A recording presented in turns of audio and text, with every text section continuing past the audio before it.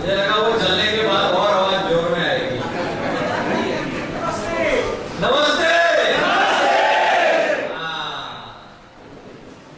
अन्ना movement का 1 साल हो गया, आवाज और बढ़ते रहनी चाहिए, कम नहीं होनी चाहिए। मैं दूसरी बातें बाद में करूंगा, आज आप मेरे को 2 या 3 बार स्टेज पे देखोगे, तब जाओगे तब तक देखोगे। लेकिन दिनेश भाई ने जो आज बात छेड़ी है उसका थोड़ा संदर्भ रखना चाहता हूँ, उसका पर्सपेक्टिव बैकग्राउंड रखना चाहता हूँ। एक बहुत बड़े फिलोसोफर थे सीलो करके, इन्होंने कुछ बात, मैंने उनके बारे में उन्होंने कुछ लिखी हुई है बात, तो मुझे लगा कि अपने लिए बहुत उचित है। मैं कुछ लिख के लाया था, मुझे लगा ये बात हम कर सकते हैं। इतने हमने देखे हजारों लाखों लोग लास्ट ईयर जो भारत माता का झंडा लेके वंदे मातरम भारत माता की जय कहते थे, क्या ये पूरा चीज व्यर्थ नहीं है? हम सबने अपने जीवन का एक समय दिया है, अपनी एक आशा दी है, अपनी शक्ति दी है, ऊर्जा दी है। ये पूरी शक्ति, ये पूरी मेहनत, ये वर्थ व्यर्थ तो नहीं गई है। ये सवाल बहुत बार आपको भी सताता है।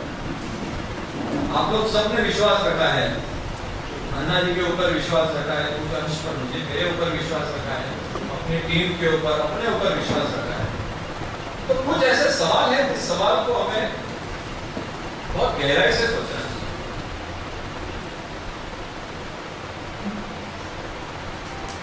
पहले तो हमें ये सोचना चाहिए कि हम जिस कंडीशन में जी रहे हैं, क्या इस कंडीशन में हम जीना चाहते हैं? कुछ लोग तो एक्सट्रीम कंडीशन में जी रहे हैं, जिसको खाने को पैसा नहीं, जिसको रोज और रोज भ्रष्टाचार, अत्याचार, अन्याय से जीना पड़ता है। उसमें से हम लोग में से कुछ ही लोग ऐसे होंगे,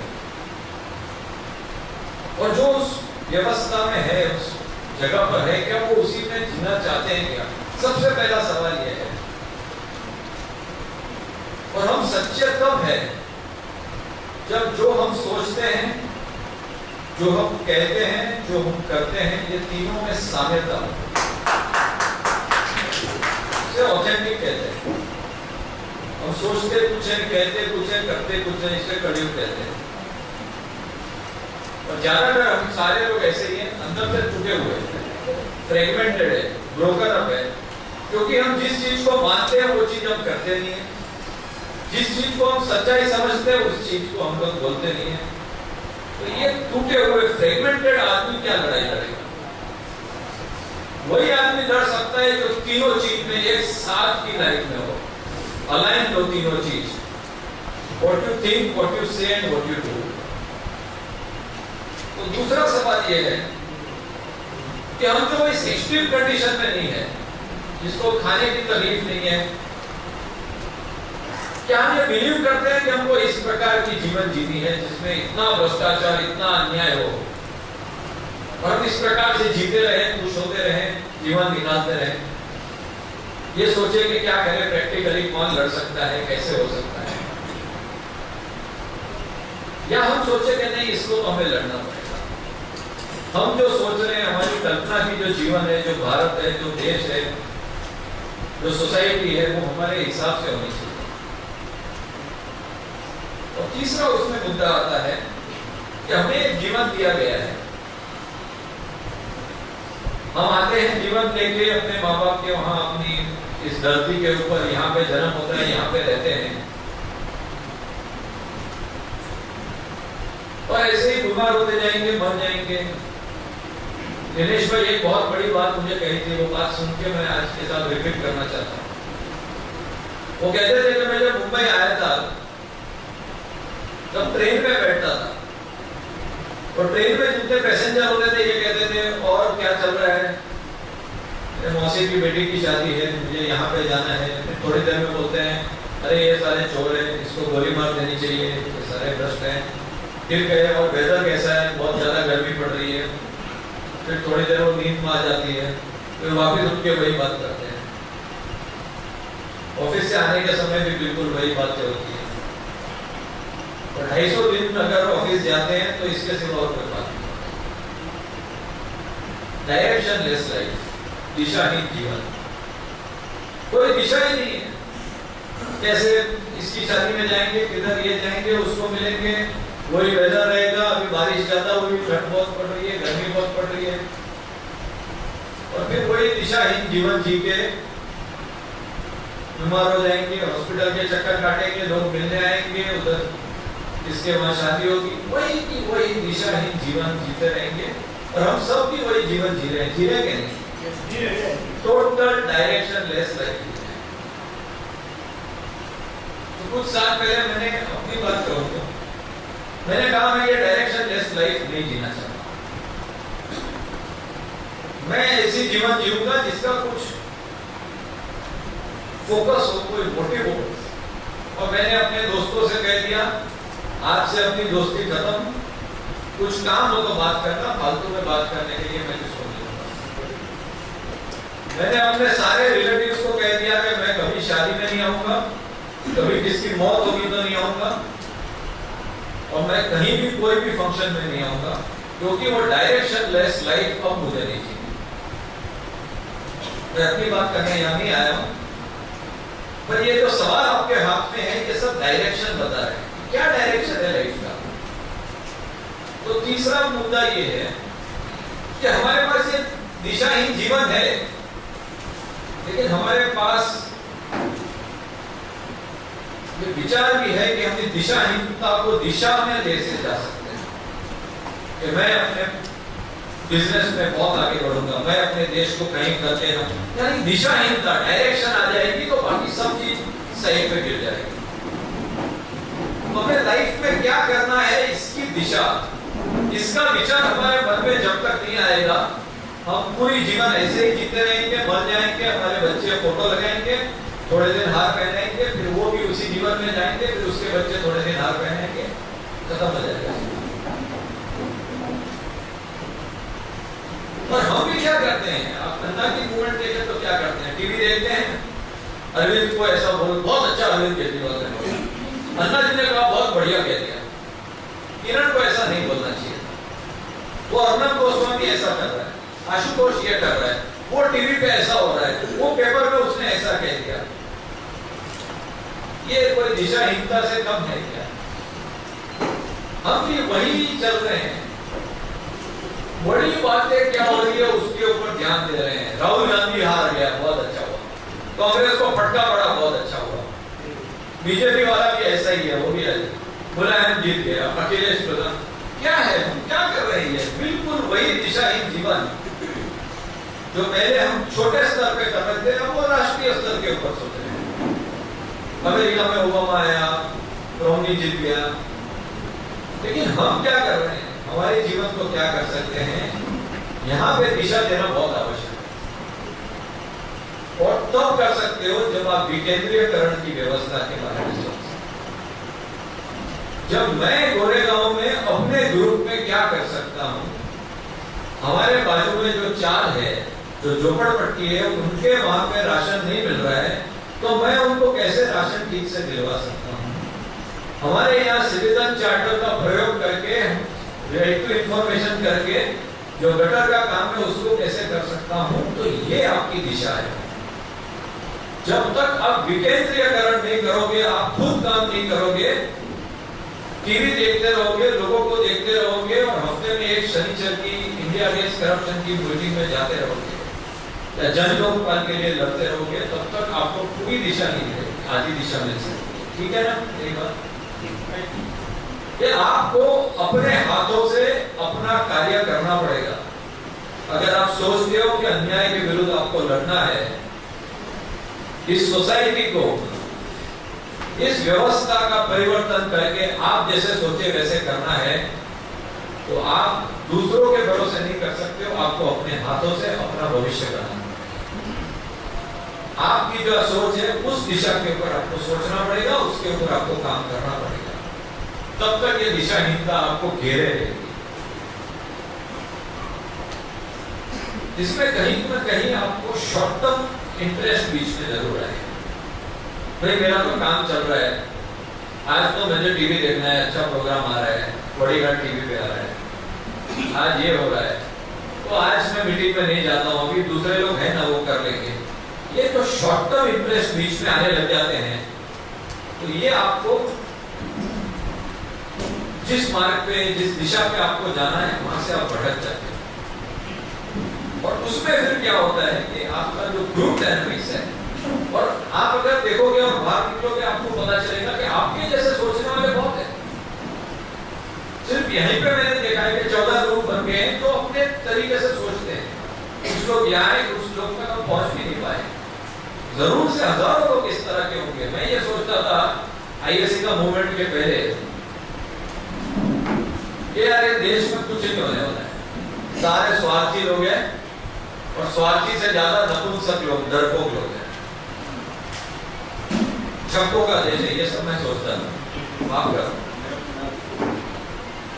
लेकिन यहाँ पे आने के बाद और आप सबको मिलने के बाद मेरा विचार पूरा बदल गया। मैं सोचता हूँ कि भारत में एक से अच्छे लोग हैं, सिर्फ उनको दिशा पकड़नी है और उसी दिशा पे चलने वाले लोगों के साथ जुड़ना है और अपने हाथों से काम करना है। अन्ना क्या करता है, अमित क्या करता है, उसको देख देख के पूरा जीवन नहीं निकाल सकते हैं। वो भी एक दिशाहीनता ही है। तो अपने लोगों में, अपने एक ग्रुप में बनाना है, और उसमें जो बीच में आते हैं वो ईगो करते हैं, कौन क्या कहता है, और हम जो दूसरों को डाउट करने लग जाते हैं। वो तो ऐसा सोचता है, वो तो खुद की लाल करता है, उसको हीरो बनने का, उसको कांग्रेस का मेंबर है, वो तो बीजेपी का है, वो तो आरएसएस का है। यही जो सोच हम वहां दिखा रहे हैं, वो सब हमारे अंदर भी है। अभी कुछ सिटीजन ग्रुप्स बने थे और जिस प्रकार का उनका बिहेवियर ये था, तो मुझे ये लगा कि हम क्या गाली दे रहे हैं पार्टीज को, हम भी बिल्कुल वही है। मानसिकता हमारी है, उसको बदलनी पड़ेगी। और लास्ट का जो एक पॉइंट मैं कहता हूं कि ये है कि किंगडम ऑफ द सेकेंडरी करके सीलो ने उसका नाम रखा है। उसका मतलब ये है कि जो काम करता है उसके उपरांत जो लोग हैं वो उसको कोई डायरेक्ट काम नहीं करता, प्राइमरी वर्क नहीं करेंगे, वो सेकेंडरी वर्क है। वहां बैठ के बोलते हैं आपका क्या विचार है इसके बारे में, रिजर्वेशन के बारे में क्या विचार है, आपका एजुकेशन के बारे में क्या विचार है, आपका जुडिशरी के बारे में क्या विचार है। आप तो ऐसे हैं, अरविंद केजरीवाल को ये नहीं बोलना चाहिए था कि पार्लियामेंट में सारे चोर हैं। वो टीवी के ऊपर बुला के ऐसे ऐसे सवाल पूछते हैं। रेल बजट के ऊपर कल मेरा टीवी पे इंटरव्यू हुआ, मुझे क्या लेना दे रहा रेल बजट, और इस प्रकार से घेर देते। आपके मित्रों भी मिलते हैं, बोले क्या लोग करते हो, अन्ना हजारे हो तो सारा चोर है, वो किरण बेदी तो उधर पैसा खा गई। और जो मुद्दा है भ्रष्टाचार के विरुद्ध लड़ने का, जन लोकपाल, वो मुद्दा रह जाता है साइड पे और आपको बैकफुट के ऊपर ले लेते हैं और आप उसकी जस्टिफिकेशन देते हैं। नहीं मूवमेंट तो कहीं नहीं गया, नहीं अन्ना ने ऐसा नहीं कहा था, अरे ये नहीं कहा था। हम आगे बैकफुट के ऊपर डिफेंसिव हो जाते हैं और जिसका कोई स्टेक नहीं है, जिसको देश की कोई पड़ी नहीं है, जिसको कोई काम नहीं करना, वो बैठ कर सुबह कल शाम आपके ऊपर उंगली उठाते रहता है। और हमारा काम है कि अपने आप को बचाते रहो। सवाल हमें उन्हें करना चाहिए, आप क्या करते हो देश के लिए, पहले ये बात करो, हमसे जवाब करो।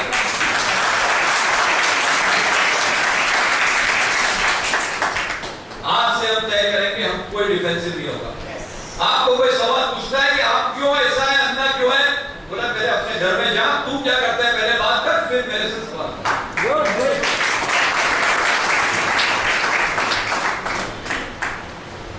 तो ये सवाल हमें एक दूसरे को, अपने आप को पूछना है। तो दिनेश भाई ने कुछ सवाल रखे हैं, हम अपने आप से पूछते हैं ये सवाल, क्या हम दिशाहीनता चाहते हैं या कोई दिशा चाहते हैं, क्या हम खुद कुछ करना चाहते हैं या सिर्फ बातें करना चाहते हैं। अगर बातें करना चाहते हैं तो ये प्लेटफॉर्म नहीं है, अगर कुछ करना चाहते हैं तो इससे अच्छा देश में प्लेटफॉर्म है। तो इसका जो सजेशन था, वैसे हमने वहां जो ग्रुप बनाए थे, वैसे हम ग्रुप बना के इस सवाल को पढ़ते हैं, इसका एक जवाब करके उस ग्रुप के एक या दो आदमी फिर आके ये कहें कि हमारे ग्रुप का इसके बारे में क्या सोच है। तो मैं सवाल को पूछ लेता हूँ, उसके बाद अपने ग्रुप में तुरंत जरा टाइम की बिगाड़ के यहीं बैठे रहेंगे। व्यक्तिगत जीवन और मूवमेंट के संबंध में थोड़ा सा चिंतन करेंगे।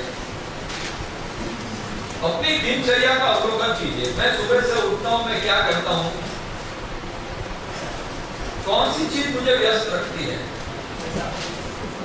कुछ चीज तो हमें करनी चाहिए।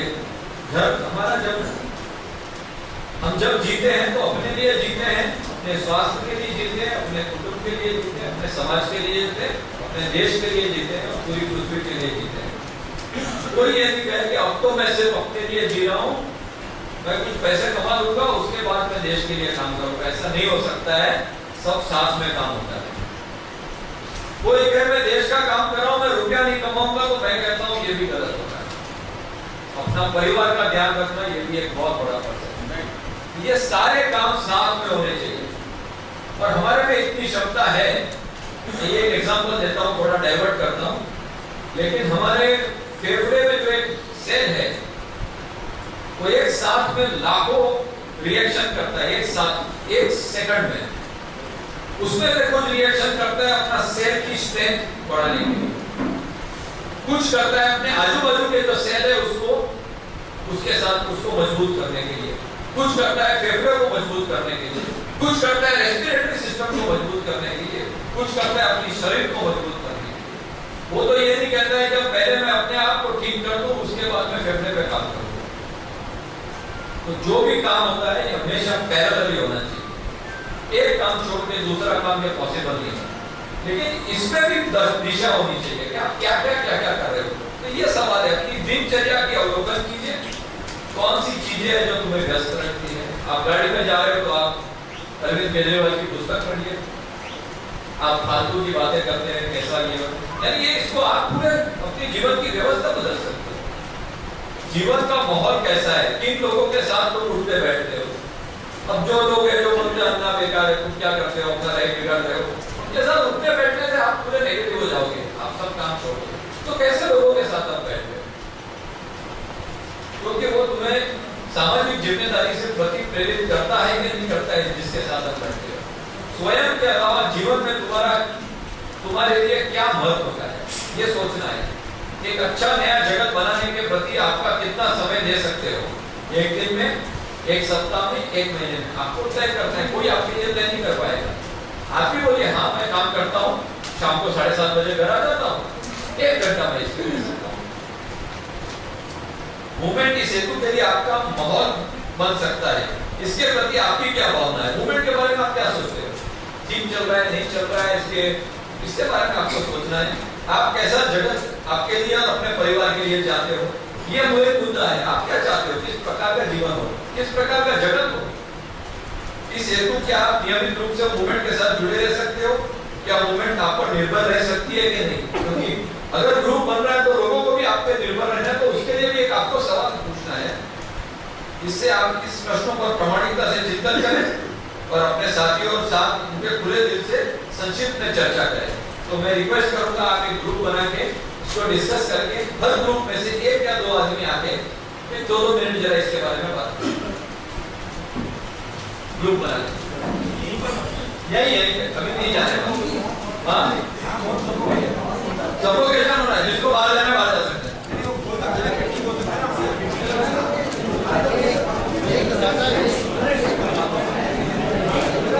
ये विंडोज खोल दो ना, ये बहुत बरोबर बात है, ये विंडोज को खोल देते हैं।